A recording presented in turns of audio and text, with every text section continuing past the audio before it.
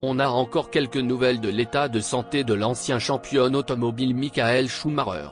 Ce qui est certain, en revanche, c'est que l'Allemand a gagné beaucoup d'argent lorsqu'il pilotait encore des voitures.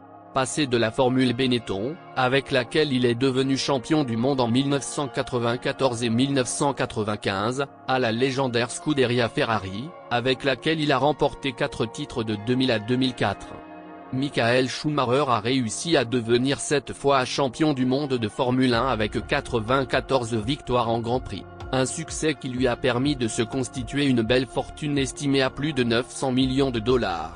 En plus d'avoir une fortune colossale, le père de Mick, qui tente de se faire une place comme son père dans l'équipe Haas, gagnait entre 5 et 10 millions de dollars par an.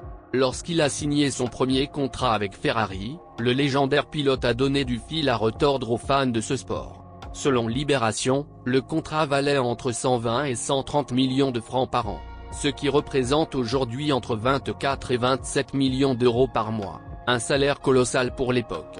Mais lorsqu'il prolonge son contrat avec la Scuderia en 1998, le pilote signe un salaire de 123 millions de dollars sur 3 ans.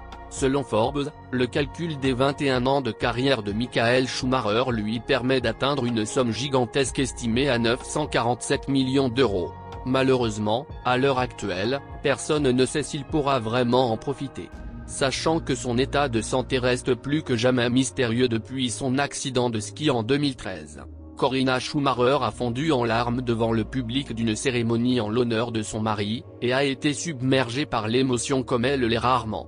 Corinna Schumacher n'a pas l'habitude de laisser échapper quoi que ce soit. Le mystère qui entoure l'état de santé de Michael Schumacher depuis décembre 2013 en est évidemment le meilleur exemple.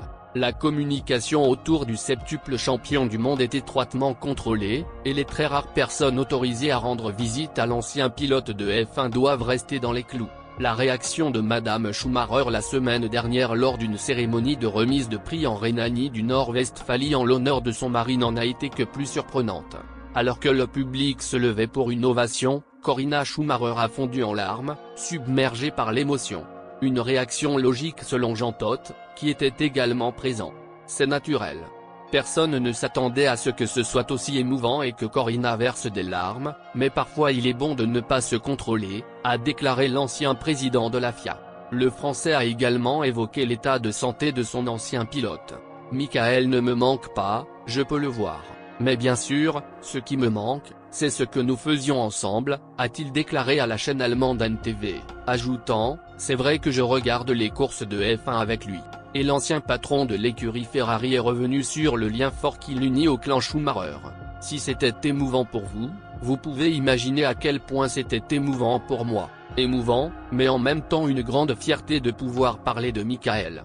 Vous avez des gens autour de vous qui sont tout simplement spéciaux. Et d'une certaine manière, Michael est aussi très spécial. Corinna, Mick et Gina sont également devenus spéciaux pour moi. Ils sont tous devenus une famille pour moi, pour ma femme et pour mon fils.